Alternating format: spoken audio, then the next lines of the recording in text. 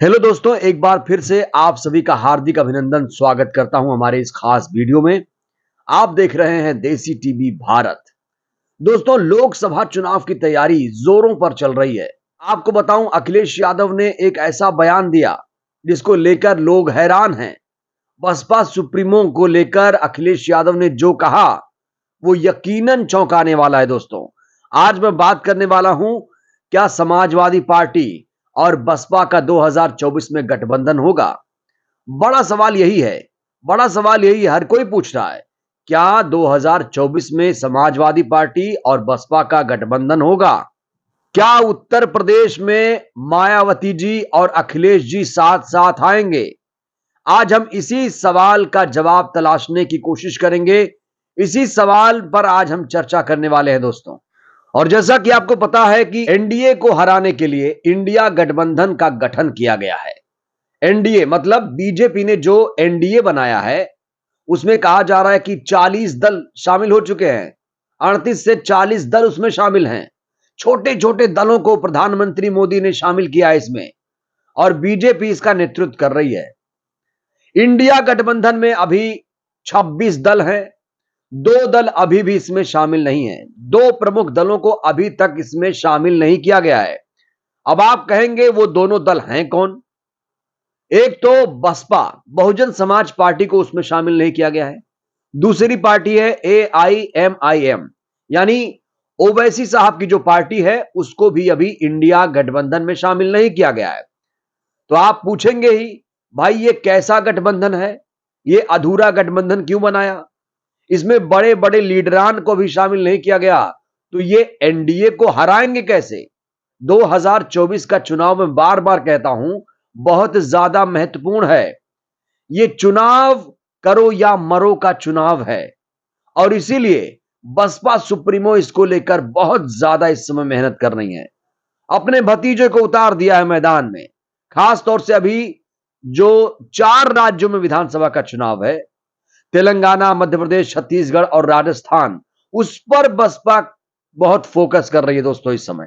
तो इंडिया गठबंधन में 2 प्रमुख दलों को शामिल ना करना इंडिया गठबंधन के नेताओं की सबसे बड़ी भूल है।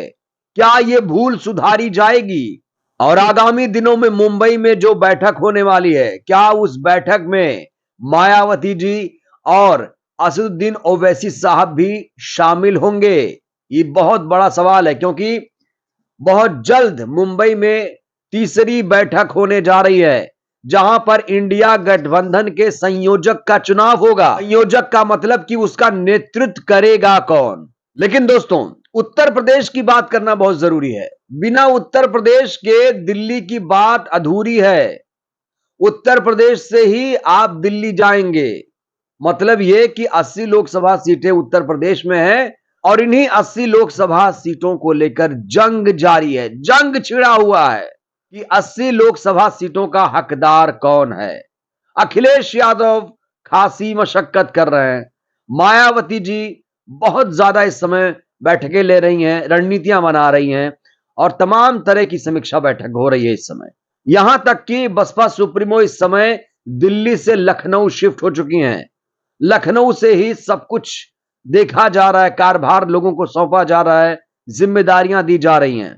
अब जैसे कि हमने इंडिया गठबंधन की बात की, तो उत्तर प्रदेश में इससे स्पष्ट हो जाता है कि उत्तर प्रदेश में 3 पार्टियां साथ साथ आ चुकी हैं। यानी आरएलडी प्रमुख जयंत चौधरी साहब, समाजवादी पार्टी के प्रमुख अखिलेश साहब, और कांग्रेस पार्टी भी मेहनत कर रही है। अजय राय को उसने उत्तर प्रदेश कांग्रेस का अध्यक्ष बना दिया है, और अजय राय साहब को माना जा रहा है इसलिए बनाया गया है जिससे बहन कुमारी मायावती जी को इंडिया गठबंधन में शामिल कराया जा सके। कांग्रेस की यह कोशिश लगातार जारी है। तो दोस्तों, जयंत चौधरी, अखिलेश यादव और कांग्रेस पार्टी इंडिया गठबंधन में है, लेकिन जयंत चौधरी ने एक शर्त रखी है, और शर्त यह है कि उन्हें 8 से 10 सीटें चाहिए। अगर उन्हें 8 से 10 सीटें नहीं मिलती हैं तो वो गठबंधन से बाहर भी हो सकते हैं। यह बात और है कि जयंत चौधरी साहब ने अभी हाल ही में बयान दिया कि मैं बहुत जिद्दी आदमी हूं, एक बार जो ठान लेता हूं उसे करके दिखाता हूं। तो कहीं इसका फायदा ना उठा लें अखिलेश यादव, क्योंकि अखिलेश यादव ही सीटों का बंटवारा करेंगे। इंडिया गठबंधन का नेतृत्व उत्तर प्रदेश में अखिलेश ही करेंगे, क्योंकि अखिलेश इस समय सबसे बड़ी पार्टी मान रहे हैं, क्योंकि विधानसभा के चुनाव में वो ज्यादा सीटें लेकर आए थे। वो अभी इस समय उत्तर प्रदेश में विपक्षी दल की भूमिका निभा रहे हैं। लेकिन अगर खुदा न खास्ता जयंत चौधरी गठबंधन से बाहर आते हैं तो एक नया समीकरण बन सकता है। वो समीकरण क्या है?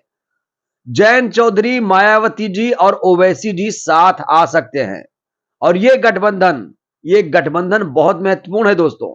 इसको लेकर बहुत चर्चा है इस समय, क्योंकि जाट, मुस्लिम, दलित मतदाताओं को साधने का ये सबसे अच्छा तरीका आरएलडी के नेता मान रहे हैं, और ये आरएलडी के लिए अस्तित्व का चुनाव है। एक भी लोकसभा सीटें नहीं है, और लोकसभा सीटें जीतने की सबसे बड़ी चुनौती है 2024 में जयंत चौधरी के लिए। एक और समीकरण दोस्तों, एक और समीकरण जिसको लेकर लोग बात कर रहे हैं, अखिलेश यादव, जयंत चौधरी और भीम आर्मी के चंद्रशेखर आजाद। आपको बता दूं कि चंद्रशेखर आजाद इन दोनों नेताओं के साथ लगातार अच्छे रिलेशन कर रहे हैं, उनके साथ घूम रहे हैं, उनके साथ रैली कर रहे हैं, उन्हें हर जगह इनवाइट कर रहे हैं। 21 जुलाई को जब जंतर मंतर पर Z+ सिक्योरिटी को लेकर आंदोलन किया गया था, तो जयंत चौधरी भी उस मंच पर पहुंचे थे।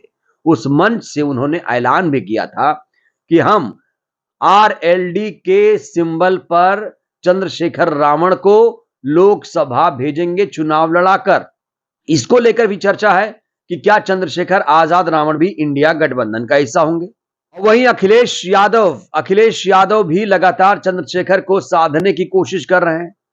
चंद्रशेखर के सहारे वो दलित वोट बैंक को अपने साथ लाने की कोशिश कर रहे हैं। हालांकि निकाय चुनाव में सहारनपुर में हमने देखा कि दोनों साथ साथ रैली कर रहे थे, लेकिन बसपा के उम्मीदवार को दोनों नहीं हरा पाए थे। यानी दलित वोट बैंक अभी भी मायावती जी के साथ है, वही दलित वोट बैंक की मालकिन है, और इंडिया गठबंधन ये बात समझ चुका है। अब कांग्रेस पार्टी ये बात समझ चुकी है। तो मैंने कहा कि उत्तर प्रदेश में अखिलेश यादव की ही चलेगी। और दोस्तों, अखिलेश यादव इस समय एक नारा दे रहे हैं। नारा ये है पीडीए का। कह रहे हैं कि 80 जिताओ, बीजेपी हटाओ।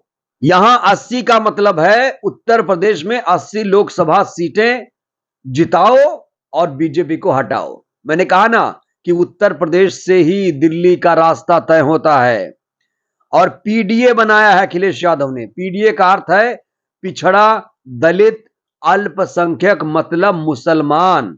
अब हैरानी की बात यह है, जिस पीडीए की बात कर रहे हैं अखिलेश यादव, तमाम पिछड़े नेता छोड़ छोड़कर उन्हें जा चुके हैं। उसमें दारा सिंह चौहान, संजय निषाद, ओम प्रकाश राजभर जैसे तमाम, केशव देव मौर्य साहब, तमाम नेता इनको छोड़ छोड़कर जा चुके हैं। और रही बात मुसलमानों की, मुसलमानों ने अखिलेश यादव जी को 2022 के विधानसभा चुनाव में भर भर कर वोट दिया। लेकिन क्या मुसलमानों के लिए अखिलेश ने उतनी तगड़ी आवाज बुलंद की? आजम खान साहब के साथ जो हुआ वही आप देख लीजिए। क्या आजम खान के साथ कंधे से कंधा मिलाकर अखिलेश जी खड़े हैं? यह बड़ा सवाल है दोस्तों। अखिलेश यादव ने बीएसपी सुप्रीमो पर जो बयान दिया है एसपी बीएसपी गठबंधन को लेकर, उस पर तो बात करूंगा, लेकिन बसपा सुप्रीमो ने एक बहुत बड़ी प्रतिक्रिया दी है। पीडीए को लेकर बसपा सुप्रीमो ने जो प्रतिक्रिया दी है वो यकीनन चौंकाने वाला है, और अखिलेश यादव पर बहुत बड़ा प्रहार भी किया है बीएसपी सुप्रीमो ने। बसपा सुप्रीमो ने कहा है कि ये जो एनडीए बनाया है बीजेपी ने, उसी का तुकबंदी किया है अखिलेश यादव जी ने। पीडीए, एनडीए, पीडीए, मतलब कह रही है कि ये तुकबंदी के सिवा कुछ नहीं है। और जो पीडीए अखिलेश यादव जी ने बनाया है उसका अर्थ है परिवार दल अलायंस, जो स्वार्थ की राजनीति करती है। और इस ट्वीट के माध्यम से बहन कुमारी मायावती जी इन वर्गों को खास तौर से कह रहे हैं कि समाजवादी पार्टी से आप लोग सावधान रहिए। बुरे समय में, कठिन समय में भी इस पार्टी ने स्वार्थ की राजनीति की। तो कुल मिलाकर बीएसपी सुप्रीमो कह रही हैं कि एनडीए के जवाब में पीडीए है, और यह सिर्फ तुकबंदी है, तुकबंदी के सिवा इसे कुछ भी नहीं मानती है। यानी पीडीए गठबंधन को बीएसपी सुप्रीमो सीरियसली नहीं ले रही हैं। दोस्तों, इस बीच सबसे बड़ा सवाल यही है क्या 2024 में मायावती जी और अखिलेश जी गठबंधन करेंगे? क्या दोनों साथ साथ आएंगे? देखिए, इस समय अखिलेश यादव जी बहुत ज्यादा एक्टिव हैं। तमाम जगह वो इंटरव्यू दे रहे हैं, तमाम गोदी चैनल में भी जा रहे हैं, लगातार अपनी बात रख रहे हैं। जब उनसे पूछा गया यही सवाल एक टीवी इंटरव्यू के दौरान, तो उन्होंने जो बयान दिया दोस्तों, वो हैरान कर देने वाला है। उन्होंने कहा, अब कोई कंफ्यूजन नहीं चाहता। इस बात को मैं विस्तार दूंगा, लेकिन एक जो बयान आया है जरा उसको ध्यान से आप सुनिएगा, मैं पढ़ के सुनाता हूं आपको। तो बसपा से सपा के गठबंधन पर अखिलेश यादव ने कहा, आने वाले चुनाव में वो कोई कंफ्यूजन नहीं चाहते, वो स्पष्ट रणनीति चाहते हैं। अगर स्पष्ट रणनीति के साथ चुनाव में जाएंगे तो जीत सकते हैं। उन्होंने कहा कि मायावती और भाजपा की रणनीति एक दूसरे से मिलती जुलती है। ये बात खटकने वाली है दोस्तों, ये बात खटकने वाली है और तमाम बीएसपी के नेताओं को ये बात खटक भी गई है और खास तौर से ये बात मायावती जी के कानों तक पहुंच चुकी है। उन्होंने क्या कहा, जरा आप गौर करिए आप लोग। भाजपा और मायावती जी की रणनीति स्पष्ट है, मिलती जुलती है। मतलब जो इनके चाचा शिवपाल ने कहा था, राम गोपाल ने कहा था कि मायावती जी भाजपा की बी टीम है, अखिलेश यादव यहां वही कह रहे हैं दोस्तों। कह रहे हैं कि कोई कंफ्यूजन नहीं चाहता, हमें कोई कंफ्यूजन नहीं है। भाजपा और मायावती जी की रणनीति एकदम साफ साफ है, एक ही है। और दोस्तों, कौन बीजेपी का ए टीम है, कौन बीजेपी की बी टीम है, ये तो जनता ही तय करेगी। खैर, मैं आपको एक आंकड़े देता हूं। 2019 के लोकसभा चुनाव में समाजवादी पार्टी और बसपा ने साथ साथ चुनाव लड़ा था। 5 सीटें हासिल की थी। समाजवादी पार्टी ने 5 सीटें हासिल की थी, 5 सीटों पर सिमट गई थी। लेकिन बहुजन समाज पार्टी को 10 सीटें हासिल हुई थी। और ये 10 सीटें जानते कौन थी? ये 10 सीटें गढ़ में, अपने गढ़ में जीती थी बसपा ने। यानी बसपा ने अपना गढ़ बचा लिया था, बसपा अपना गढ़ बचाने में कामयाब रही थी। लेकिन समाजवादी पार्टी अपना गढ़ नहीं बचा पाई थी। जो पार्टी अपना गढ़ नहीं बचा पाई थी, वो कैसे कह सकती है कि मायावती और बीजेपी की रणनीति एक ही है? दोस्तों, ये बात गले नहीं उतरती है कि आखिर ऐसा बयान अखिलेश क्यों दे रहे हैं। तो दोस्तों, अभी बसपा सुप्रीमो इंडिया गठबंधन का हिस्सा नहीं है। माना जा रहा है कि वो इंडिया गठबंधन का हिस्सा होंगी और गठबंधन जरूर करेंगी। ओवैसी के साथ कर सकती हैं, जयंत चौधरी जी के साथ भी जा सकती हैं, क्योंकि जयंत चौधरी भी लगातार कोशिश कर रहे हैं, उधर ओवैसी जी भी लगातार कोशिश कर रहे हैं कि बहन जी देश की सबसे बड़ी लीडर हैं, दलित वोट बैंक की मालकिन है। क्योंकि दोस्तों, बिना दलित मुस्लिम समीकरण के कोई पार्टी कमाल नहीं कर सकती। और ये बात इंडिया गठबंधन को भी समझ लेना चाहिए। बिना ओवैसी और मायावती जी के अभी भी इंडिया गठबंधन अधूरा है। तो दोस्तों, अखिलेश यादव ने जो बयान दिया कि भाजपा और मायावती जी की रणनीति मिलती जुलती है, इस पर आप क्या सोचते हैं? क्या इस बयान के बाद भी बसपा एसपी से गठबंधन करेगी?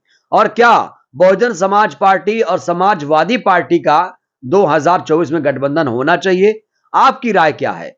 हमें आपकी राय का बेसब्री से इंतजार है। कमेंट जरूर करिए और हाँ, वीडियो को लाइक करिए, चैनल को सब्सक्राइब कीजिए, वीडियो को खूब शेयर करिए, जन जन तक पहुंचाइए, जिससे बहुजन समाज जागरूक हो। जय भीम, जय भारत, जय संविधान।